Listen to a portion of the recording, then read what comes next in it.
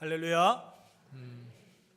오늘 거룩한 주일을 맞이하여 하나님 전에 나오신 여러분의 삶의 자리 가운데 지키시고 보호하시고 인도하시며 약속하신 것은 반드시 성취하시는 하나님의 은혜 안에서 어제보다는 오늘보다는 내일이 더 복 있는 삶을 살아가시는 우리의 은혜 가족들이 되기를 주님의 이름으로 축복합니다. 우리 앞뒤 옆에 계신 분들과 함께 인사하겠습니다. 행복한 애음교회에 참 잘 오셨습니다. 하나님은 여러분을 사랑하십니다. 저도 여러분을 사랑합니다. 네, 감사합니다. 우리 교회 표어 말씀인 신명기 1장 11절 말씀, 그리고 우리가 뽑은 말씀 우리 함께 외워보겠습니다. 너희 조상의 하나님 여호와께서 너희를 현재보다 1000배나 많게 하시며 너희에게 허락하신 것과 같이 너희에게 복 주시기를 원하노라. 아멘. 우리가 뽑은 말씀 함께 외워봅니다.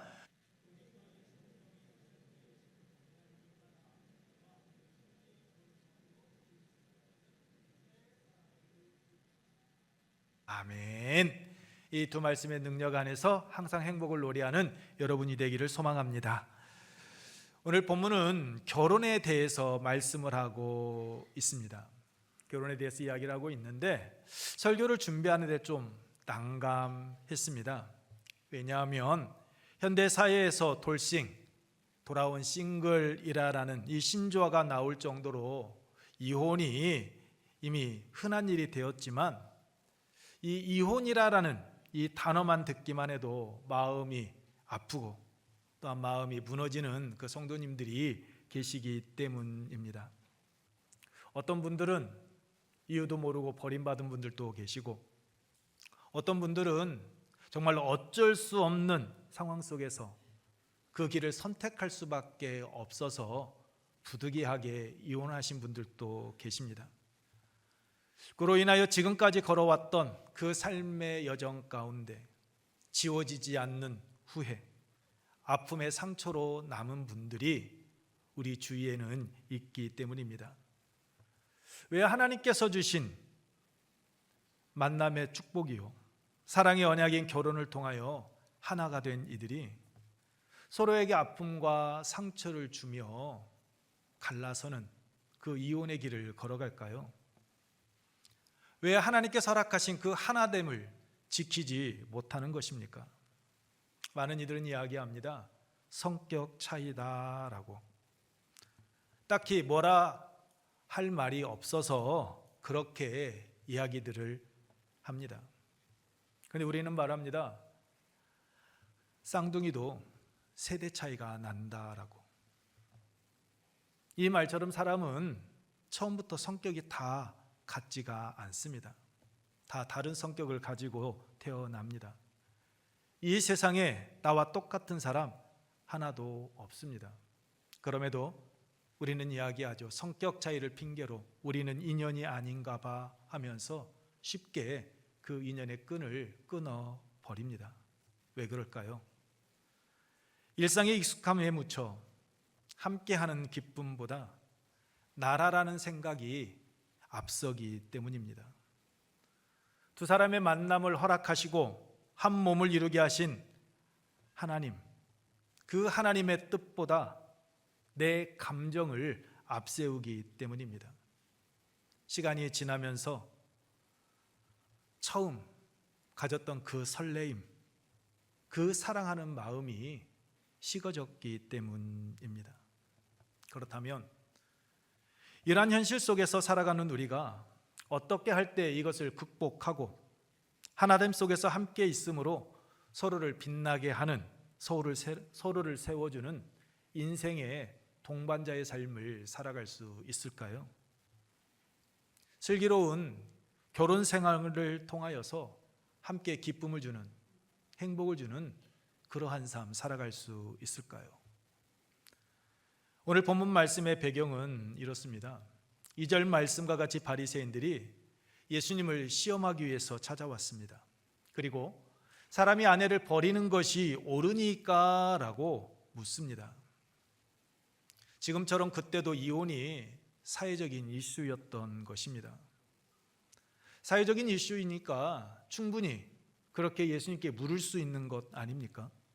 그런데 왜 이 이혼에 대한 질문이 예수님을 시험하는 질문이다라고 마가는 이렇게 기록하고 있을까요? 그것은 마가복음 6장 14절 이하에서 살펴보았듯이 당시 왕이었던 헤롯 안티파스가 동생 빌립의 아내 헤로디아를 빼앗아 자신의 아내로 삼은 것을 배경으로 하고 있기 때문입니다. 레위기 20장 21절 말씀과 같이 형제의 아내를 데리고 사는 것은 형제의 하체를 범하는 것으로 율법은 이거를 분명하게 금하고 있습니다. 그래서 세례 요한은 율법에서 품하는 근친상간의 계율을 어긴 헤롯 안티파스를 향해서 행위가 옳지 않다고 대놓고 지적하며 책망을 했습니다. 이에 속을 끓이고 있던 헤롯은 세례 요한을 제거할 기회를 엿보다가 자신의 생일날 세례 요한을 목을 베어 죽이는 참수형에 처했습니다. 바리새인들은 이것을 알고 있었습니다. 그래서 이것을 배경으로 예수님께 사람이 여자를 버리는 것이 정말 옳은 것입니까? 라고 그렇게 물었던 겁니다. 바리새인들, 율법을 몰라서 물었던 것 아닙니다. 이들은 율법에 대해서 그 누구보다도 잘 알고 있던 자들이었습니다. 그렇기 때문에 아내를 버리는 것이 율법을 어기는 일이다라는 것 이들은 알았습니다. 그런데도 이렇게 질문한 이유는 이러한 정치적인 상황을 이용해서 예수님을 궁지에 몰아 넣으려고 했기 때문입니다. 자신들이 행하는 일에 있어서 눈에 가시와 같은 이 예수님을 헤롯에게 밉보이게 해서 자신들이 손대지 아니하고 예수님을 제거하려고 하였던 겁니다. 예수님께서는 이러한 바리새인들 그 검은 마음, 속마음을 꿰뚫어 보고 계셨습니다. 그래서 그들에게 말씀하십니다. 3절 말씀입니다. 모세가 어떻게 너희에게 명하였느냐? 모세가 어떻게 너희에게 명하였느냐라고 묻습니다. 예수님의 질문에 율법에 대해 해박했던 바리새인들은 4절 말씀과 같이 신명기 24장 1절 말씀에 근거하여 모세는 이혼 증서를 써주어 버리기를 허락하였다라고 대답합니다. 바리새인들이 모세는 이라라고 대답한 것과 같이 이혼 증서를 써서 버리는 것, 그것은 하나님의 명령이 아닌 모세의 명령이다라고 그들은 이야기하고 있습니다. 하나님의 감동을 받아서 모세가 기록한 말씀이지만 그것이 본래 하나님의 의도가 아닌 일이다라고 이야기한 겁니다. 모세는 당시 사회상을 고려해서 이혼을 허용했습니다. 당시 이스라엘에는 아내를 맞이한 후에 수치가 되는 일을 발견하게 되면 이혼을 하거나 여자를 내쫓을 수 있는 법이 있었습니다. 그런데 여기서 수치의 기준이 문제가 되었습니다. 애매합니다. 보수적인 사람들은 이 수치의 대상을 서로에 대한 그 간음에 두고 있었습니다. 간음하면 안 된다. 그래서 간음하면 버릴 수 있다라고 이야기했습니다. 그런데 좀 더 자유로움을 추구했던 힐렐 학파 사람들은 이 수치를 좀 넓게 해석하고 그들은 적용을 했습니다. 예를 들면 아내가 남편의 마음에 들지 않거나 음식을 만들었는데 그 음식의 간을 맞추지 못한 겁니다. 남편의 입맛에 맞아야 되는데 여인이 남편의 입맛에 맞는 음식을 못하게 되면 그것을 수치스러운 일로 여기고 여자를 버릴 수 있다라고 그렇게 해석을 하였던 겁니다. 수치의 기준이 남자에게 있었던 겁니다. 그렇게 수많은 여인들이 말도 안 되는 이유로 버려지고 있었던 겁니다. 그러면 그렇게 말도 안 되는 이유로 버려진 여인들이 어디로 갔을까요? 자신들의 그 생명을 연명해 가기 위해서 그들이 할 수 있는 것은 매매춘이었습니다. 몸을 사고 파는 매춘굴에 들어갈 수밖에 없었던 겁니다. 그래서 이것을 방지하기 위하여서 이혼 증서를 써주라라고 명하였던 겁니다. 이혼을 정당화하기 위함이 아닙니다. 그 남편의 주관적인 견해로 아내를 함부로 버리는 일 하지 못하도록 행한 겁니다. 뿐만 아니라 이혼을 공식화함으로써 이혼당한 여인들로 하여금 재혼, 즉 새로운 출발을 할 수 있도록 기회를 주기 위함이었습니다. 사회적 약자였던 그 여자들의 인권을 보호해 주기 위한 수단이 바로 이혼 증서였던 겁니다. 그렇지 않으면 여자가 재혼을 할 경우 전 남편이 문제를 제기하게 되면 여자는 다시 간음죄 취급을 받아 사형에 처해지기도 했기 때문입니다. 그래서 이것을 방지하기 위하여서 이혼을 할 경우 이혼 증서를 반드시 써줄 것을 모세는 명하였던 것입니다. 그런데 당시 이스라엘 사람들 가운데 이 법을 또한 악용한 사람들이 있었습니다. 의도적으로 그 이혼 증서를 나뭇잎에 기록해서 그것을 주는 것입니다. 나뭇잎이 마르고 부서지면 그 증서 자체가 없어지게 되어 다른 남자와 결혼하는 것, 다른 남자의 아내가 되어지는 것을 노리고 그것을 행하지 못하도록 그렇게 행한 겁니다.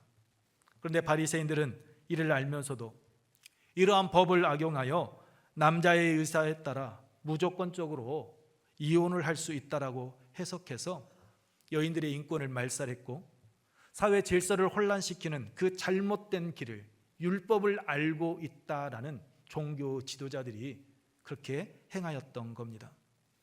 이혼 증서에만 초점을 맞추어서 이혼할 수 있다라는 그것을 부각시켰던 겁니다. 그래서 예수님께서 그들에게 말씀하신 겁니다. 5절로 6절 말씀 우리 함께 읽겠습니다. 예수께서 그들에게 이르시되 너희 마음이 완악함으로 말미암아 이 명령을 기록하였거니와 창조 때로부터 사람을 남자와 여자로 지으셨으니. 아멘. 이혼하는 것, 이것은 하나님의 본래 의도가 아니다라는 겁니다. 하나님의 계획하심에 있지 않다라는 겁니다. 하나님께서 세상을 창조하실 때 여자도 창조하셨다라는 것, 그것을 기억하라라는 겁니다. 하나님께서 여자를 창조하신 이유가 무엇입니까? 창세기 2장 18절에 사람이 혼자 사는 것이 좋지 아니하니 라고 말씀하고 있듯이 사람, 즉 아담이 혼자 사는 것이 좋지 않아 하나님께서 친히 짝을 지어 주신 것이었습니다. 그러므로 7절로 9절 말씀과 같이 하나님께서 짝 지어 주셔서 부모를 떠나 둘이 한 몸이 된 부부는 결코 나뉘어질 수 없다라고 지금 예수님은 말씀하고 계시는 겁니다. 그럼에도 불구하고 이혼을 허용하신 이유, 그것은 여자들이 일방적으로 피해보는 일이 없도록 하기 위함이었던 것입니다.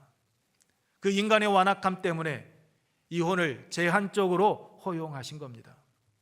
인간의 그 완악한 마음이 이혼 증서로 나타나게 되어진 것입니다. 완악한 마음, 이것이 무엇입니까? 완악한 마음은 굳어진 마음입니다. 완고한 마음입니다. 알고도 행하지 않는 그 나쁜 습관이나 고집을 뜻하는 말이 여러분 완고함이 가지고 있는 원어의 뜻입니다. 하나님의 뜻을 버리고 인간의 지혜를 앞세워 행하는 그 교만한 마음이 본문에 나오는 완악한 마음입니다. 성경에 보게 되면 이 완악한 마음의 대명사가 있습니다. 누구입니까? 바로 애구방 바로입니다. 그는 출애굽기 7장 이하에 말씀하고 있듯이 이스라엘 백성들을 놓아 주어야 한다는 것을 알면서도 그는 실천하지 않았습니다. 그로 인하여 피해 재앙을 시작으로 10번째 재앙인 장자의 죽음에 이르는 그 재앙을 그는 겪어야만 했습니다. 자기 자신뿐만 아니라 주위 사람들에게까지 아픔과 상처를 주는 이가 되었습니다. 이처럼 완악한 마음은 버려야 될 마음입니다. 그런데 이 완악한 마음을 바리새인들이 하나님의 말씀을 알고 있고 그 하나님의 말씀을 가르친다라는 이 바리새인들이 가지고 있었던 겁니다. 오늘 우리의 삶 가운데에도 이런 마음, 이런 모습 있지 않습니까? 알고 있는데 행하지 않는, 즉 사랑해야 하는데 사랑하지 않습니다. 용서해야 되는데 용서하지 않습니다. 함께 가야 되는데 함께 하지 않습니다. 내려놓아야 되는데 내려놓지 않습니다. 기타 등등 뭐해야 되는 것을 알면서도 내 생각과 다르다라는 이유로 함께하지 않는 것, 이것이 여러분 완악한 마음입니다. 이 완악한 마음이 오늘 우리 안에 있다면 우리는 이 완악한 마음을 버려야 합니다. 이 완악한 마음은 바로를 통해 알 수 있듯이 주위 사람들에게 아픔과 상처를 줄 뿐만 아니라 나 자신에게도 결코 덕이 되지 않기 때문입니다. 바로와 같이 모든 것을 잃어버리게 하는 것, 그것이 바로 완악한 마음입니다. 이 완악한 마음은 예수님께서 말씀하신 하나님께서 짝지어 주셔서 가정을 이루는 부부관계, 결혼 생활에서도 여러분 전혀 도움이 되지를 않습니다. 오히려 그 관계를 깨뜨릴 뿐입니다. 그러므로 슬기로운 결혼 생활을 하기 위해서는 하나님의 뜻을 알고도 행하지 않는 이 완악한 마음을 버려야 하는 겁니다. 이 완악한 마음을 버리지 아니하면, 즉 하나님의 뜻을 알고도 행하지 아니하는 그 마음을 버리지 아니하면 우리는 슬기로운, 즉 지혜로운 결혼 생활을 해나갈 수가 없습니다. 결혼이 무엇입니까? 결혼은 두 사람이 만나 함께 살아가는 것과 같이 단지 사람의 결합이 아닙니다. 남녀 간의 그 사랑의 감정과 조건으로 우리는 시작된다라고 이야기하지만 그렇지 않습니다. 결혼은 남녀 간의 사랑의 감정과 조건으로 하나가 되어지는 것은 하나님의 뜻 안에서 이루어지는 영적인 연합입니다. 9절 말씀입니다. 우리 함께 읽겠습니다. 그러므로 하나님이 짝지어 주신 것을 사람이 나누지 못할지니라 하시더라. 아멘. 그렇습니다. 결혼은 하나님의 계획 속에서 이루어진 것입니다. 인간의 선택에 의해서 이루어진 것 같지만 하나님께서 짝지어 주셨기에 가능한 것입니다. 8절 말씀과 같이 하나님께서 둘이 한 몸이 되게 하신 겁니다. 여기서 한 몸이 된다는 것은 둘을 합한다라는 뜻으로 인격적인 결합과 육체적인 결합을 의미합니다. 이는 종이에 악유풀을 발라서 다시는 떨어질 수 없도록 만드는 것, 결합하는 것을 의미합니다. 즉, 한 몸이 된다는 것은 단순히 함께 살아가는 것, 몸 부딪히며 살아가는 것이 아니다라는 겁니다. 인격적, 육체적 완전한 결합을 통해 서로의 삶을 나누고 서로의 삶을 책임져 주는 것, 이것이 결혼, 한 몸이 되는 것이 가지고 있는 의미입니다. 그래서 기쁨도 나누고 아픔도 함께 감당해 가는 겁니다. 그런데 이 일이 쉽지가 않습니다. 왜냐하면 자라온 성장 배경이 다르기 때문입니다. 성격도 다르고 생각도 다르고 습관도 다르고 삶의 모든 것이 다 다르기 때문입니다. 그래서 행복한, 슬기로운, 지혜로운 결혼 생활을 영위해 가기 위해서는 나를 계속해서 희생해야 되는데, 나를 계속해서 내려놓아야 되는데 그것이 결코 쉽지가 않다라는 거죠. 우리의 삶의 자리에서 그것이 안 됩니다. 그래서 매일 자주 부딪히고 서로에게 상처를, 아픔을 주는 것입니다. 여러분께서는 어떨지는 몰라도 저희 부부는 그렇습니다. 매일은 아니지만 종종 부딪힙니다. 저와 제 아내 성품 자체가 완전 반대입니다. 저는 문과라 그냥 모든 것이 두리뭉실입니다. 그런데 제 아내는 철저한 이과입니다. 모든 것이 결과가 드러나야 합니다. 퍼펙트해야 합니다. 왜 일을 이렇게 하느냐라고 저에게 묻습니다. 그러다 보면 언성이 조금 높아집니다. 그러면 우리 막내가 하는 말, 또 싸운다. 싸우는 것이 아니라 서로 잠시 의견 때문에 큰 소리를 높이는 것뿐인데 아이는 싸운다라고 이야기합니다. 그래서 야, 엄마 아빠 싸우는 거 아니야 하고 바로 말을 끝내버립니다. 그렇게 하면서도 어떻게 26년이라는 세월을 함께해 왔습니다. 이 자리에 계신 우리 성도들 가운데 저희보다 더 오랜 시간 부부의 연을 맺고 살아오시는 분들이 계십니다. 어떻게 그렇게 오랜 시간을 함께 할 수 있었습니까? 이유는 한 가지입니다. 서로의 부족함을 알고 또 인정하면서 하나님께서 남자와 여자를 창조하신 그 목적에 맞게 서로 돕는 자가 되어서 그 부족함을 서로 채워주셨기 때문입니다. 서로 다른 남남이었지만 남남이 아닌 한 몸 하나라 여기고 서로 살아오셨기 때문입니다. 그 다름 속에서 다름을 인정하고 서로 돕는 자 되어 하나됨을 만들어 오셨기에 오늘까지 함께 할 수 있었던 겁니다.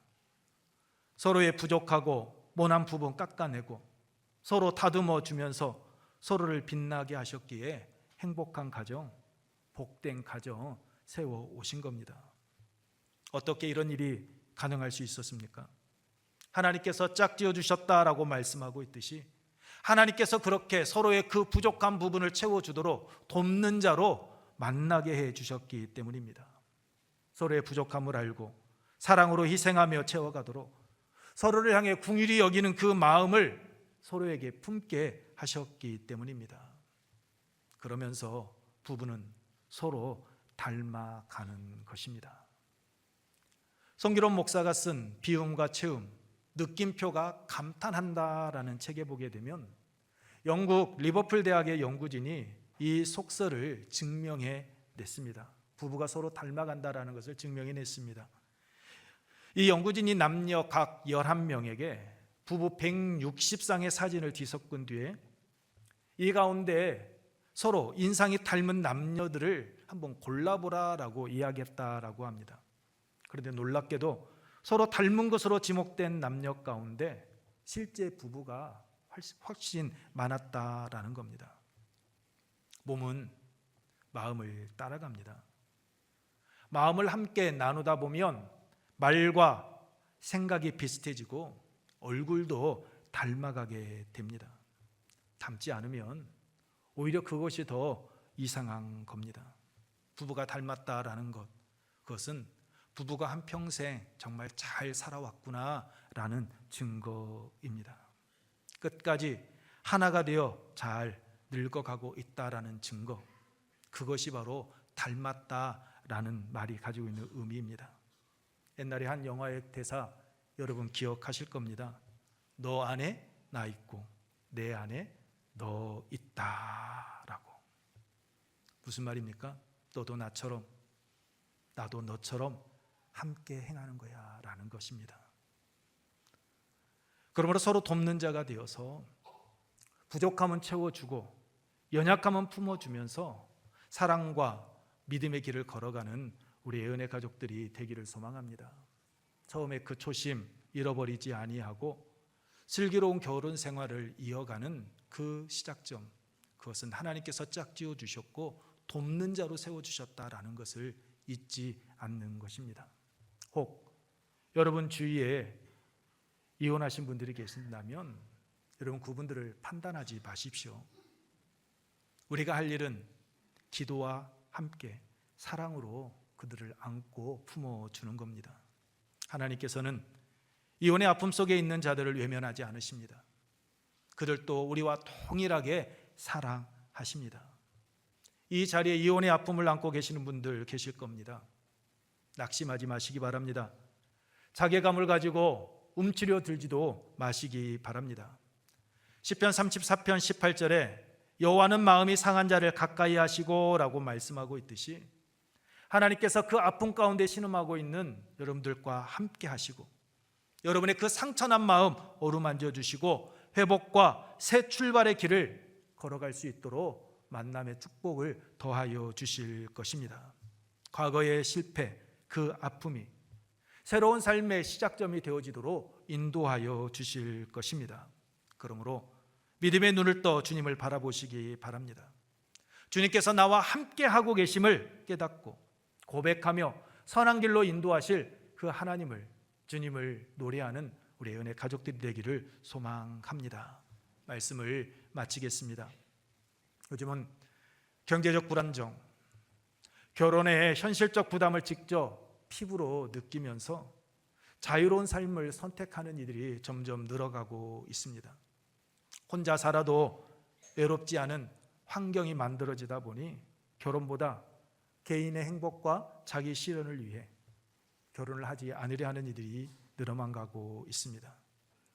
책임보다는 자유를, 남을 위한 헌신보다는 나 자신의 행복을 더 중요시하기로 있기 때문입니다. 결혼보다 혼자 사는 것이 더 편하게 느껴지고 있기 때문입니다. 하지만 혼자 살려고 하는 독신의 모습은 신앙인의 바른 생각이 아닙니다. 결혼은 선택이 아닌 필수입니다. 왜냐하면 하나님께서 사람이 혼자 사는 것이 좋지 않음을 보시고 돕는 배필을 지어주시사 부모를 떠나 둘이 한 몸이 되는 것을 그 창조에서 우리에게 말씀해 주셨기 때문입니다. 결혼은 하나님의 뜻입니다. 그러므로 독신을 생각하고 계신 분들이 계신다면 하나님의 창조 질서에서 어긋난 길 걸어가지 마시고 하나님께서 예비해 놓으신 믿음의 배우자 하루빨리 만나게 해달라고 기도하며 나아가시기 바랍니다. 하나님께서 또한 허락하신 만남의 축복을 누리고 계시는 우리 성도들은 하나님의 뜻 가운데서 한 몸이 된 자답게 서로를 돕는 자가 되어 서로의 부족함은 채워주시고 연약함은 품어주면서 사랑과 믿음의 길을 걸어가시기 바랍니다. 그래서 하나님의 뜻 안에서 서로에게 힘이 되고 웃음을 주고 기쁨을 주는 돕는 자 되어 행복한 가정을 세워가는 슬기로운 결혼 생활을 영위해 가시는 우리의 은혜 가족들, 여러분의 삶의 자리가 되기를 축복합니다. 지금 우리 함께 찬양 후에 말씀을 생각하며 기도하도록 하겠습니다. 기도할 때 하나님의 뜻 가운데서 만남의 은혜를 누리며 한 몸이 된 자답게 서로의 부족한 부분 채워주고 연약함은 품어주면서 서로를 빛나게 하는 삶, 믿음의 길 걸어가게 하옵소서라고 이혼의 아픔 속에 계시는 분들, 그들을 우리가 사랑으로 안고 품어줄 수 있는 이가 되게 하여 주시고 그들이 새로운 출발을 위하여서 힘써 달려갈 수 있도록 힘과 은혜를 더하여 주옵소서라고 우리 함께 찬양 후에 기도하도록 하겠습니다.